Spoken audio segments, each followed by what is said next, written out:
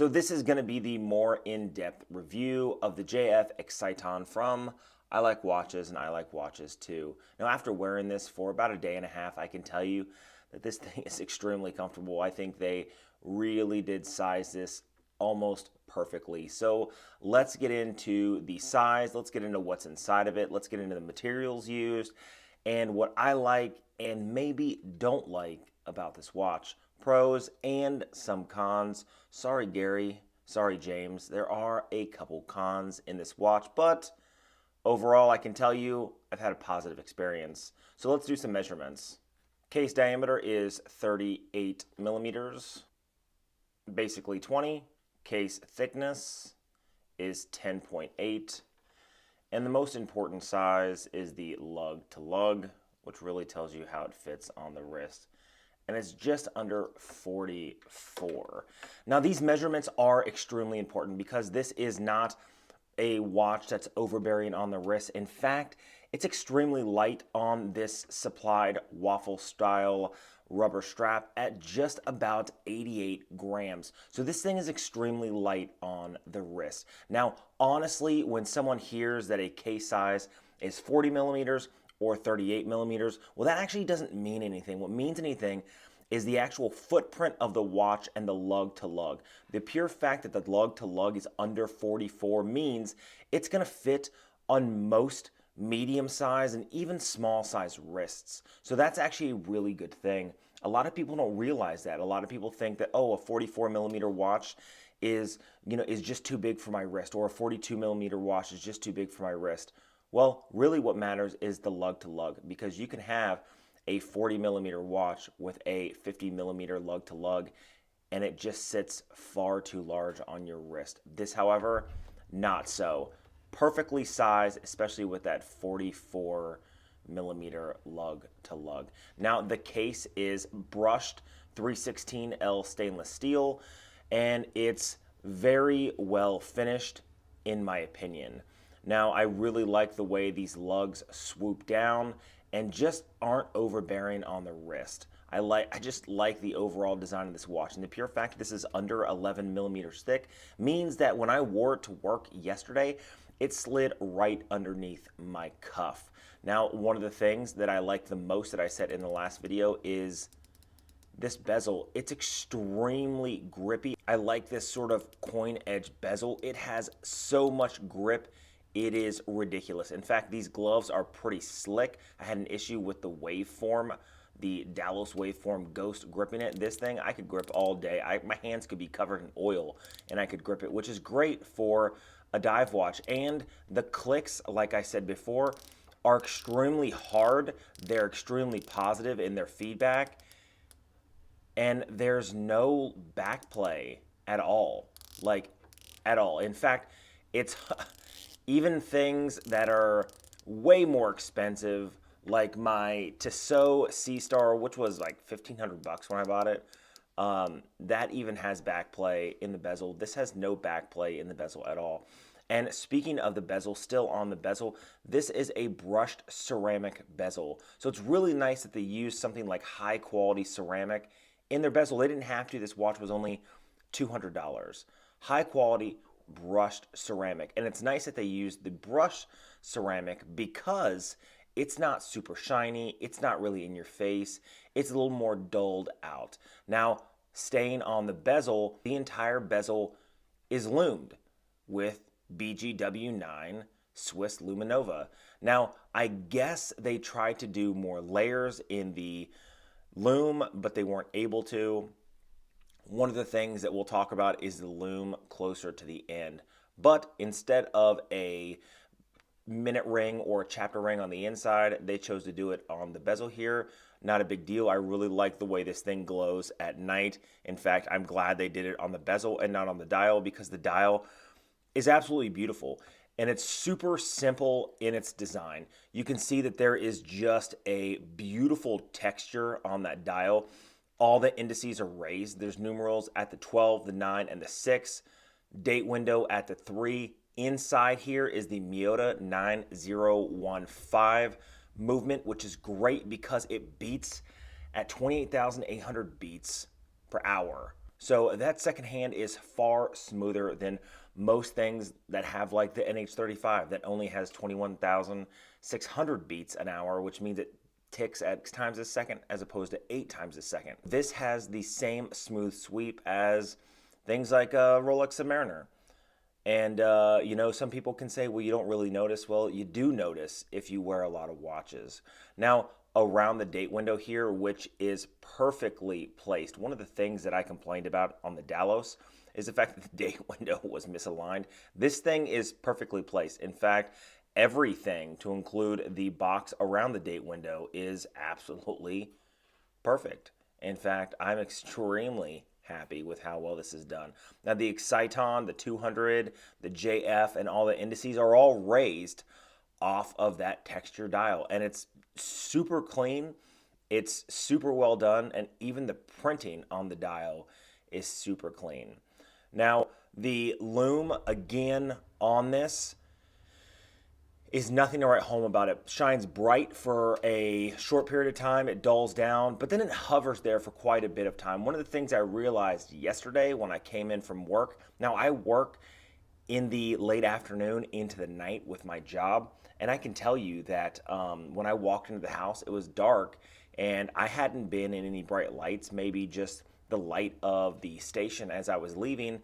Then as I walked in the house, I could still easily read the watch face and the bezel that was all still shining. So it's still good enough to where in low light conditions for a long period of time, it's still legible, which is extremely nice.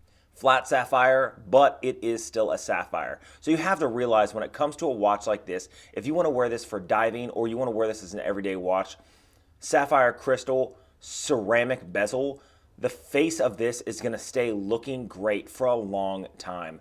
Again, $200 for this watch. This watch is easily worth twice as much.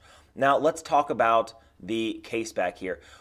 One of the things that is sort of a nitpicky thing, and again, I'm gonna fix it towards the end of the video, but it's just a small thing.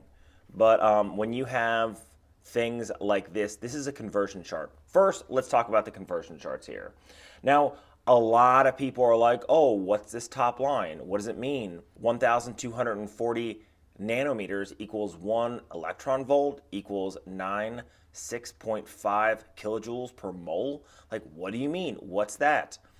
Well, everybody can realize that 1 kilogram equals 2.205 pounds, 1 meter is 39.4 inches, and so on. Basically, the bottom half of this is converting metric to standard, which is kind of funny because most people in the world use metric, but the US, which is still a large portion of the world, the US and one other country, I think, uses standard. So I think it's kind of funny that that they have a conversion chart for this. Now, as far as I know, James, who designed this watch, who put this little mark of approval, this little, you know, his thing on the back, this was his idea to put on the back.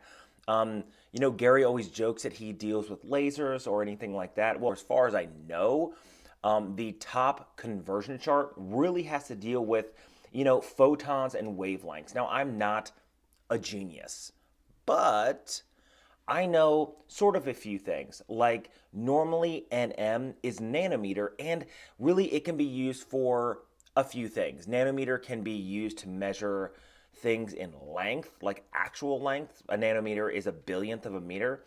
Or it can be used mostly for things like wavelengths. Now, an example would be my laser is 420 nanometers in wavelengths. Basically, 1240 nanometers equals 1 electron volt, which is equal to 96.5 kilojoules per mole. So basically, it's just converting a wavelength into a form of energy. Mostly these are used in equations determining electromagnetic formulations. I think it's kind of funny that this top line here, even this small graph, honestly, it's kind of funny that Gary always jokes that James is playing with lasers. However, this really is a conversion that actually deals with wavelengths of possible electromagnetic waves or lasers into electron volts into kilojoules per moles, which is just a wavelength into an energy conversion. Anyway, one of the things that really drives me nuts is the fact that this is not aligned. Now, normally when you have a conversion chart or something like this, it's not a picture. Normally you want it to be aligned with everything. Maybe that's just my OCD kicking in. I don't have OCD, but it would be nice to turn it around and it not to be, cocked off to the side. So I'm going to try to unscrew this and see if I can line this up a little bit better. Now, this is really the only negative thing about the watch, and that is so minor, it's ridiculous. Now, that and the Exciton being purple. Now, that specifically, James wanted a specific color, and they matched it perfectly. The only thing I really don't like about the purple, and I like the purple just fine, is the fact that in any type of lighting condition that's not extremely bright, it sort of just fades away and disappears on the dial. You actually don't even see it. That may be a good thing for some people, but honestly, with a watch like this, I honestly wish, now hear me out, I honestly wish the Exciton was Lumed itself. I think that this is such a cool watch already. It would be awesome to have that name, pop off that dial instead of just disappearing in any type of dimness. And that's it. Everything else on this watch, I would say, is nearly perfect, honestly. Now, the movement inside the Miyota 9015, it does not have a quick change date, so when I round it to the 12 o'clock, it doesn't just immediately pop over. It takes about an hour to pop over, but again, that's just because they were trying to keep the price point down on this watch, $200. And even with that, even with the thing not lined up in the back, who really cares? Honestly, this is an extremely comfortable watch. And with 20 millimeters on the lug width, you can put any style of strap on this. In fact, tomorrow I'm doing a review on a bunch of Strapsco straps, and this watch and another dive watch is the watch that I'm going to be trying everything on. So check out that video and you'll get more options for this watch. Now we're going to check out the Lume real quick and wrap up this video. Now, in my 60-watt studio lighting, I'm not going to supercharge this with a flashlight or take it outside in the sun and bring it back inside. This is going to be an overall demonstration of how well it works in everyday situations with basic standard light that you'd find around you. So let's go ahead and flip off the lights. Now, you can see that this thing is loomed up very well. The bezel insert is loomed up very nicely. Everything lines up perfectly. Now, they were going to use something like 15 layers of BGW9 on this watch, but they could only get, I think, 6 or 7, maybe a little less than that. But honestly, it stays bright, then it dims down, then it stays about like this for a good period of time. In fact, some people could complain and say, well, the Lume's not the best. Honestly, at work, it stayed basically like this all night. So I was actually pretty happy. Very easy to read. Now, when it comes to the Lume, again, that is a weak spot. They wanted to do better, but basically the company Chronos, who was able to build this watch for them, now in no way is this watch pieced and parceled from other watches. This is a completely new watch to include the case shape, the bezel, everything is brand new. They could only layer it up so much and then the Lume started cracking. They really wanted it to be brighter, but honestly, I think for what they have, they did an amazing job. Now here is the watch on my 7¼ inch wrist, and you can see that this thing does not have a big profile at all. It is not overbearing on the wrist. In fact, last night it basically disappeared on my wrist, at 88 grams with the supplied strap. This thing is great. It's easy to forget you have a watch on your wrist. Some people don't like that. I don't mind it at all. In fact, it's reminiscent of the Dalos Waveform Titanium because that did the same thing. It disappeared on my wrist, but this is 316L stainless steel. So it's basically twice the weight, but it disappears just as well. In fact, again, this is going to be perfect for most wrists. Maybe not perfect for larger wrists. If you want a larger watch, get an Invicta. But this thing is great for basically a lot of wrists that are medium to smaller, and it's very difficult to find a watch for smaller wrists. Well, here you go. This is perfect for it.